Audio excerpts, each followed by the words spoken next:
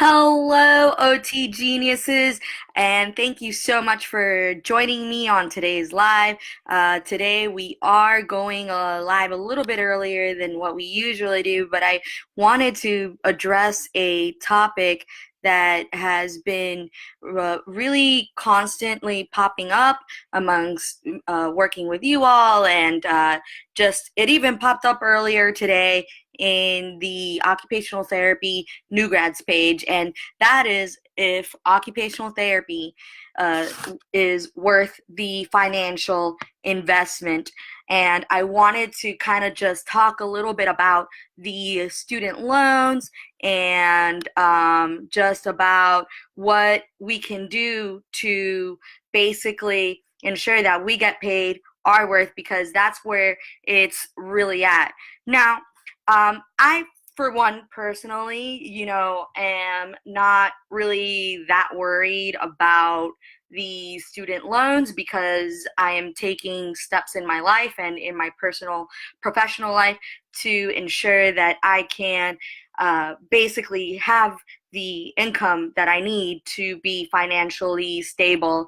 And I kind of wanted to share a little bit about that and tackle the question: is it worth the investment? And I think that the question of is occupational therapy school worth the financial investment is totally a personal choice. It depends on the type of person that you are, because if you are getting into occupational therapy to be an average OT and you just want to go to the clinic, see your patients, and go home, and that is it, then I really don't know what to tell you that much. But now, if you're looking to be more than average, and you're looking to learn certain skills that are going to set you apart and make you stand out in comparison to other OTs in the profession and OTs that you're going to be graduating with, then I think it is going to be worth your time and worth the financial investment. It just, like I said, depends on the type of person that you are. And I am not saying that you have to be working 80 hours, like three jobs in order to pay down these loans, because a few weeks ago I even discussed burnout, and that really obviously doesn't seem to be the most efficient way of dealing with the financial investment that you're putting forth when going into occupational therapy school. So what is it that we can do? We're dealing with high student debt and a stagnating income, and for some cases it probably has even decreased a little bit, and inflation is still also happening. We're also dealing with an oversaturation of the market, and we are having OTA schools and OT schools pumping out occupational therapy assistants and pumping out occupational therapy students left and right, and kind of just basically even leading to this per diem PRN culture that we have. And to make even matters worse, we also have the insurance companies. I've talked to this with quite a few students. The insurance companies basically dictating what we can and cannot do in terms of like even treatment, because they're the ones saying, no, this patient is only allotted 12 sessions, and see what you can do with this person within 12 sessions. And if they don't get better by those 12 sessions, then here is a home exercise plan. Take this home. Good luck. I hope you feel better. And there's no real continuation of care, And so all of this stuff leads to this feeling out of control. And I think that we can either let that let that fear stop us from pursuing our goals and our dreams, or we can take a little bit of control in our lives and become a more than average therapist, because that's what it's going to take to succeed financially and make this investment worthwhile. And there's just going to be certain skills that you're going to need to learn as an OT if you are going to succeed in this profession. And I want to start first off by just kind of talking to you guys about, I have my little handy dandy board here, low dollar skills. So we'll start off with that. Now, low dollar skills are very basic skills that a lot of people can do.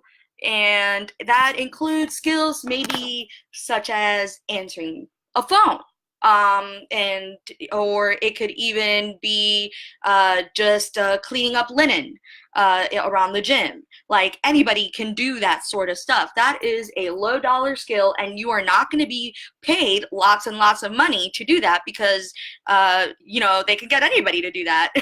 So there's that. And so another type of skill that is going to increase your worth, as anybody can clean up linen. You go to OT school, you're going to start learning now new skills, right? So now you're learning clinical skills, right? Now, here's the thing about clinical skills. A lot of people think that by learning clinical skills, that is what's going to up their income. And I am here to tell you that that may not necessarily be the case, because especially when you're a new graduate, because when you're a new graduate, you're gonna be graduating with 50 to 100 or so people in your class, depending on your school size, and everybody's going to have the same exact knowledge and the same exact skills. Everybody comes out of occupational therapy school knowing basic clinical skills. So how can you, as a new graduate, ensure that you are getting paid your worth? And and even as a little bit beyond being a new graduate, like, you can be in practice for 5-10 years, and have increased your clinical skills and still are making the same, close to the same amount of money. And so what's going to make the difference, and this is what I really wanted to touch on in your career, and what's going to make it worth it for you, is if you start learning what is called high dollar skills. High dollar skills. Now, what are high dollar skills? Those are skills that very few people in the occupational therapy profession have and possess. Okay, and I would argue that if you're going to demand your worth, especially as a new grad, you need to know how to, number one, add value to your employer, because no employer is going to just accept you into their facility, and you demand, I want this amount because I have a master's degree now, or I have a doctorate degree in occupational therapy, so you need to pay me this amount. They'll be like, yeah, I could probably find somebody else that can do the same things you do, and pay them a little bit less. So that's not necessarily the way to go, and you haven't even added any value to your employer. So it starts off with that, and when you do that, that's going to give you the opportunity to show off these high dollar skills. And when I'm talking about high dollar skills, I'm talking about maybe even something as basic as the concept of attracting patients, retaining patients, and converting patients. Okay, so as an occupational therapist, especially if you're going to be working for someone, is that their main goal is to make money, and to serve people. That is why they opened a facility. That is why they opened a business. That is why they became an occupational therapist, is to help people with some sort of physical or mental health dilemma that a person may be facing. And so you need to basically help that person uh, do just that by bringing people in the door. And that starts by attracting. Okay, you need to learn how to attract patients, and you need to be able to do that through not just building the rapport that comes with the patient, that comes with building patient relationships, but just through creating a wow experience, right? And as you do that, and more patients are going to want to come to you, though that employer is going to see that you are worth a little bit more. And then as time goes on, you are going to be able to demand your worth. So that's my question to you as well, is what are you worth? Like, and you need to honestly think about that. And when you come straight out of OT school, let's just face it, you are an average OT. So you need to work on the skills that come with attracting patients, because then you'll be able to say to your employer, look, like, I have brought these many people in. I am bringing you money. We have the money coming in. And because I'm doing that, I think I deserve a salary. Now you can reason. Now you have a reason to talk.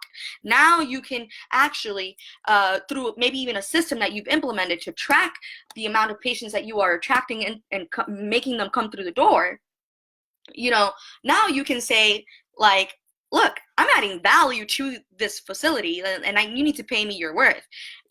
And it also comes down with retaining patients and the ability to not just hand them like a home exercise program and then just leading them to go home after discharge and that's it. Is there some sort of health and wellness program that maybe you can implement into your future employer's hands that's going to allow you to make even supplemental income?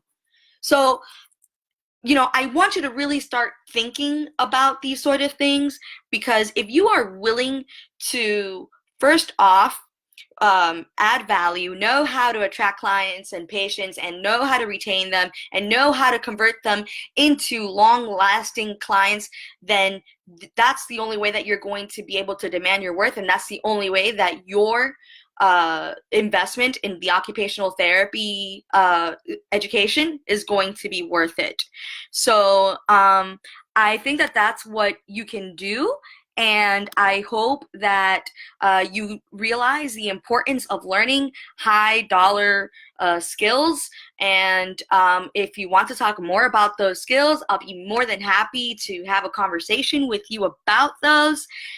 So please don't be shy and feel afraid to message me or make a comment, anything of that sort. So please, if you have any questions, put it down in the comment box. Let me know if you are watching this live or on hashtag team replay, hashtag team live, so I can know how it is that you're watching this.